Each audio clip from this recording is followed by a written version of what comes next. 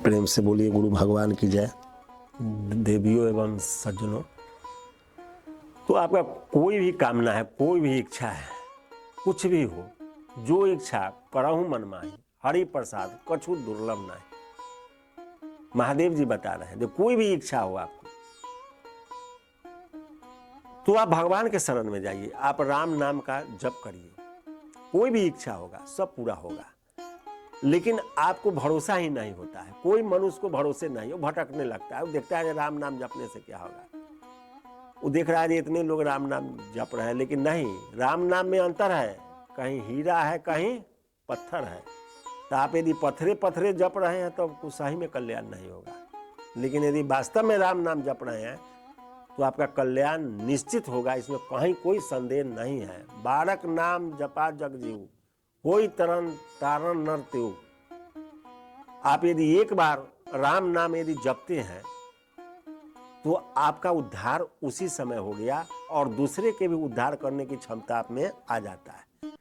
लेकिन उसका विधि है, उस विधि के अनुसार आप राम नाम जप रहे हैं तब, और नहीं तो लोगों को दिखा के माइक लगा के बाजा लगा के ढोलक झाल लेके आप कर रहे हैं तो ठीक है, वो करते रहिए, कोई बात नहीं है। वो भी एक, जैसे बच्चा जब पढ़ने जाता है तो क से कबूतर, ख से खरगोश, ग से गधा, घ से घड़ी, च से चरखा पढ़ता है, अ से आम, अ से अनार, A for apple, B for ball, वो सब पढ़ता है, शुरू का ही पढ़ाई है। लेकिन वही जब बीए पास कर जाता है, एमए पास कर जाता है, पीएचडी कर जाता है, तो उस पढ़ाई का कोई मूल्य नहीं है उसके सामने, उसका कोई अर्थ ही नहीं है उसके नज़र में, सब फालतू उसको लगता है।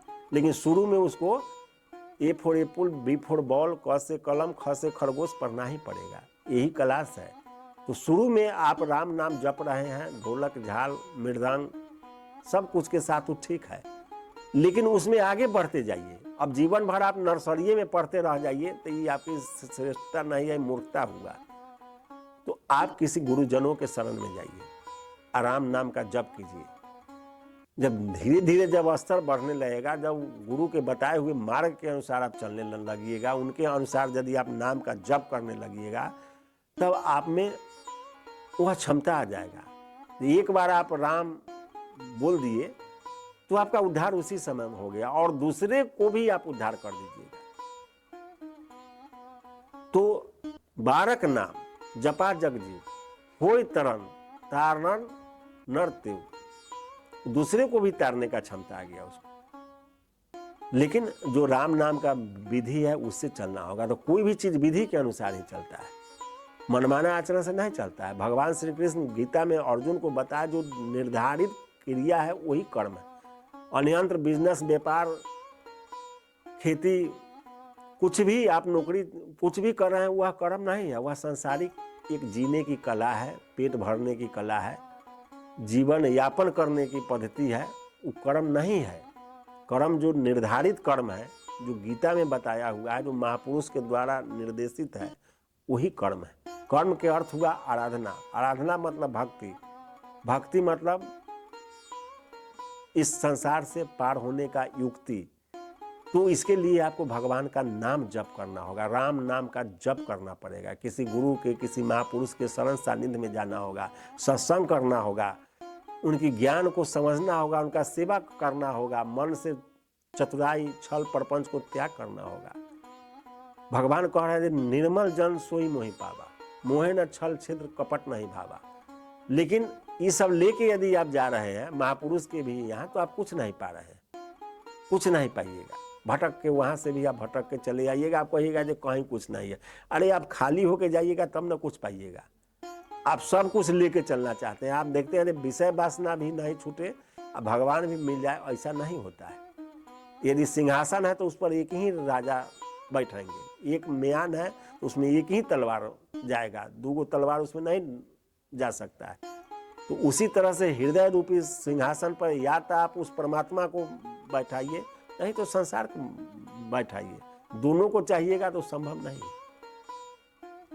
तो इस तरह से झूठा आशा में आप मत चलिए, यदि कोई झूठा दिलासा दे रहा है उसमें मत पड़िए। और भगवान की पाने की जो विधि है, और जानने की जो अवस्था है वो जीते जी, मरने के बाद नहीं। मुए मुक्ति गुरु कहे स्वार्थी, झूठा दे विश्वासा, अवधूत जीवन की करासा। जीवन में ही आशा है, जीवित में ही यह पूर्ण होगा, मर गए तो फिर काम खत्म हो गया। हाँ, यदि आप ईश्वर के लाइन में चले गए हैं, उनकी शरण में चले गए हैं, किसी गुरु महापुरुष के द्वारा बताए हुए मार्ग पर आप उनको पकड़ रहे हैं, उनके नाम का जप कर रहे हैं, तो यदि साधन पूर्ण नहीं हुआ आपका, यदि शरीर छूट गया, तो अगला बार आपको मौका निश्चित रूप से मिलेगा, इसमें कहीं कोई संदेह नहीं। यह बात महापुरुष भी बता रहे हैं और शास्त्र भी बता रहा है। जी, आप यदि नाम का जप शुरू कर दिए हैं, यदि ईश्वर का आप बीज अपने अंदर में रोप दिए हैं, बीजारोपण कर दिए हैं, तो माया में दम नहीं है कि आपको भटका देगा। आपको समय निश्चित रूप से मिलेगा, अगला बार आप पार कर जाइएगा। लेकिन आप यदि बीजारोपण ही नहीं किए तो फिर कहाँ से, तब तो आप भटक गए तो भटक गए। इसलिए आप सब प्रकार से सब आशा तृष्णा को छोड़ दीजिए।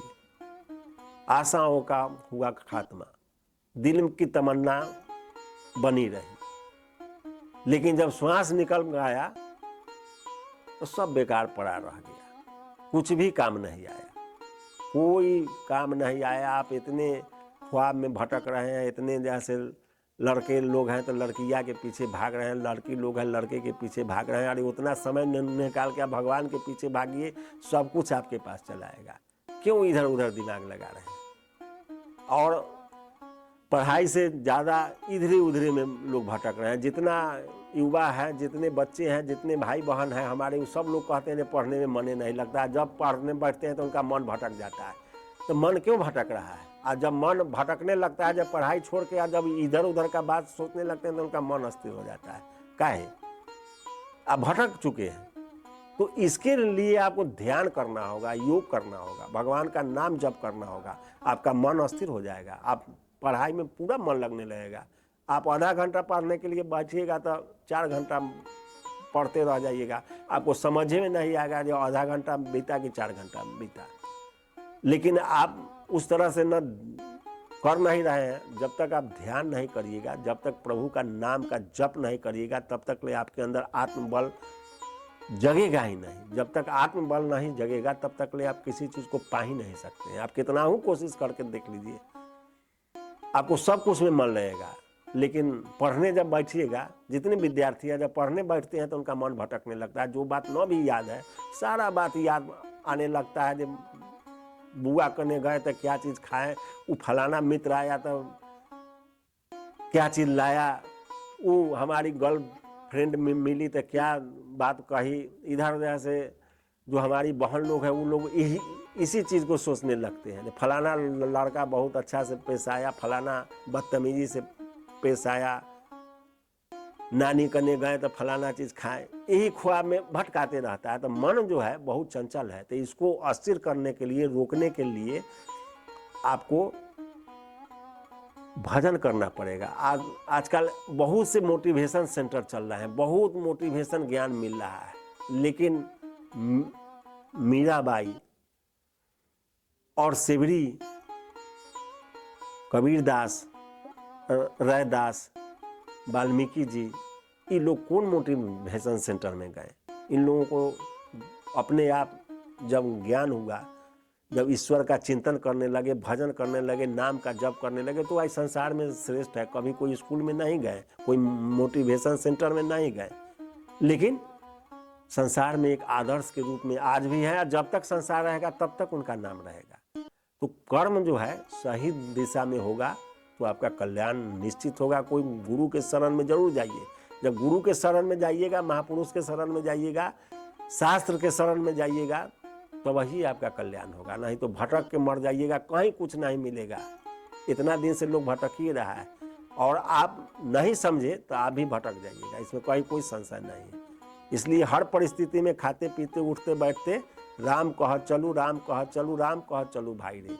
और ना ही तो भाव बिगाड़ में पड़ी है, छूटत अति कठिनाई रे। एक ही उपाय है, केवल राम राम राम, दूसरा कोई उपाय छूटने का नहीं है। जितने कोशिश करिएगा उतने बनिएगा।